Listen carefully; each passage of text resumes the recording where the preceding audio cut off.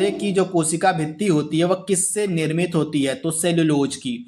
Option A आपका सही हो जाएगा। पौधे की जो कोशिका भित्ति होती है यह सेलुलोज से निर्मित होती है। इन्फ्लुएंजा रोग निम्नलिखित में से किसके कारण होता है? तो वायरस के कारण फैलने वाला यह रोग होता है इन्फ्लुएंजा, यानी कि ऑप्शन बी आपका सही हो जाएगा।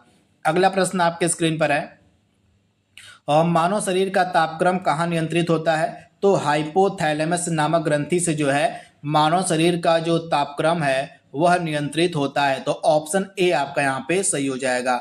मलेरिया रोग जो है निम्नलिखित में से किसके कारण फैलता है?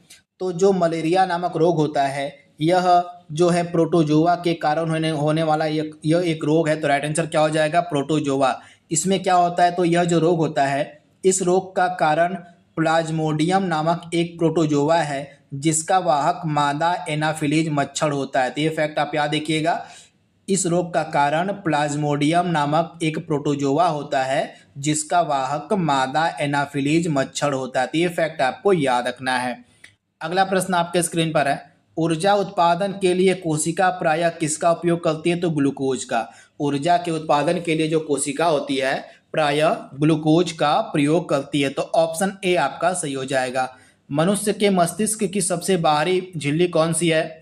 तो मनुष्य के मस्तिष्क की जो सबसे बाहरी झिल्ली है इसको हम बोलते हैं ड्यूरामीटर। ऑप्शन सी आपका सही हो जाएगा, ड्यूरामीटर। अगला प्रश्न आपके स्क्रीन पर है, वायुमंडल में सामान्यतः CO2 गैस का प्रतिशत यहाँ पे पूछा गया है कि कितना होता है।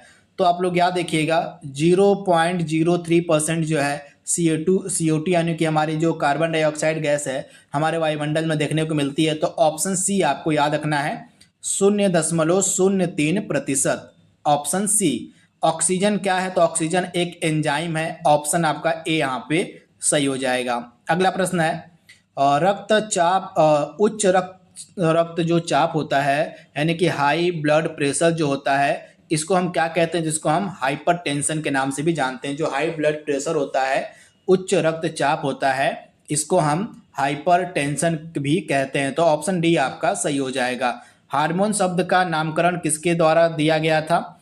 तो बेलिस और स्टारलिंग इन दोनों के द्वारा जो है हार्मोन शब्द का नामकरण किया गया था। तो ऑप्शन सी आपका यहाँ पे 100% सही हो जाएगा।